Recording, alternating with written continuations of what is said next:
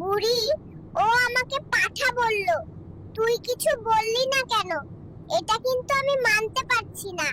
বন্ধুরা, তোমাদের কাছে হাত জোড় করে বলতেছি, ভিডিওটি সম্পূর্ণ দেখো এবং কে কোথা থেকে দেখছো কমেন্টে অবশ্যই জানাও। ওই নার্স, এসিটা তাড়াতাড়ি ছাইড়া দে, আমার খুব গরম লাগতেছে। সরি বাবু, এই হসপিটালে তো কোনো এসি নেই। থাকবো না তোদের এই হসপিটালে। টাকা নেওয়ার সময় তো কারি কারি টাকা নিস, আর এসি দেওয়ার বেলায় কোনো খবর নাই। বেবি, আমাকে একটি আইফোন কিনে দাও, আমি টিকটক করব। খবরদার, আর একবারও টিকটকের কথা বলবা না। যাও রান্না করো। বাবু, তুমি কোথায় যাও? আমার স্বামী আমাকে টিকটক করতে দেবে না, তাই আমি আর এই সংসার করব না, শ্বশুর বাড়ি চলে যাচ্ছি। এই নাতি, তোর মন থেকে তানিয়ার নাম মুছে দেব। পারবি না রে বুইরা, আমার সবকিছু তো তানিয়ার কাছে। তাহলে তানিয়ার মন থেকে তোর নাম মুছে দেব। পারবি না রে বুইরা, কারণ তানিয়ার সবকিছু তো আমার কাছে থাকে। বউ, তুমি তো দিনভরে শুধু টিকটক দেখো, বাড়িতে কত কাজ বাকি আছে, ওইগুলা কে করবে? আমি এগুলো করতে পারবো না, আমি শুধু টিকটক দেখবো। আমি চৌধুরী বাড়ির একমাত্র মেয়ে, আমার দিয়ে এসব কাজ করতে বললে কিন্তু এই সংসার ছেড়ে চলে যাব। নাতি, দেখ তো এই মেয়েটার তোর কেমন লাগে। আমারে খালি মেসেঞ্জারে বিরক্ত করে। আরে দাদা, এত খুশি হয়ো না, এটা আমার ফেক আইডি। দেখলাম তোমার চরিত্র কেমন। সর্বনাশ, তুই এই কথা আগে বলবি না। আমি তো মনে করছি মনে হয় কোনো মেয়ে। বুড়ি, দেখ আমার পাদে কি শব্দ। তোর থেকে আমার পাদে বেশি শব্দ হয়, দেখ। শালার বুড়া বুড়ি, তোদের কি মান সম্মান নাই? দিন ভারে শুধু পাদাপাদি করিস, পাততে পাততে হসপিটালটা তোরা দুর্গন্ধ করে ফেলছিস। থাকবো না এই হসপিটালে। নাতি, তুই ফ্যানের সাথে ঝুলতেছিস কেন?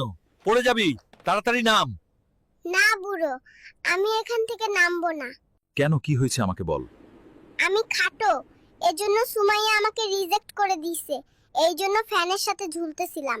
তুমি এত অল্প বয়সে তানিয়ার সাথে কেন প্রেম করছো? স্যার, প্রেম করতে কোনো বয়স লাগে না, সুন্দর মন লাগে, আর বয়স তো মাত্র সংখ্যা। তুমি আবার মুখে মুখে কথা বলো, তোমাকে তো জেলে দেব। স্যার, আপনি আমাকে জেলে দিতে পারবেন না, আমার মামা এমপি। দাদি, আপনার নাতিকে থামান না কেন? সেই সময় থেকে পাঠার মতো প্যা প্যা করে কাঁদতেছে। বুড়ি, ও আমাকে পাঠা বলল। তুই কিছু বললি না কেন? এটা কিন্তু আমি মানতে পারছি না।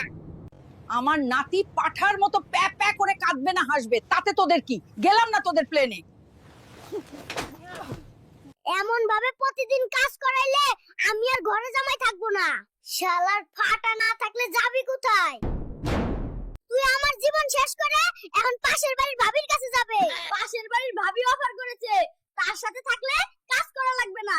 দাদা, কালকে স্কুলের মিটিং আছে, তোমাকে যাইতে হবে।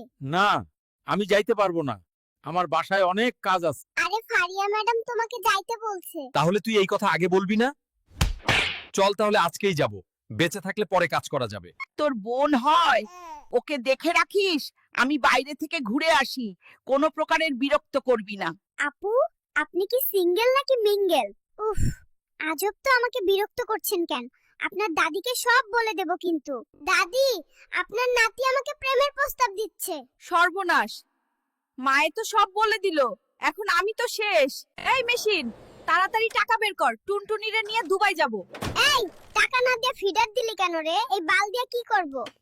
তোমার সাথে আমি সম্পর্ক রাখতে পারবো না, আমার টাকা লাগবে, ফিডার লাগবে না। শালা লোভী মেয়ে, এই ছিল তোর মনে? নাতি, ও নাতি। ওই বুড়ি কি হইছে, এরকম দরজা ধাক্কাচ্ছিস কেন?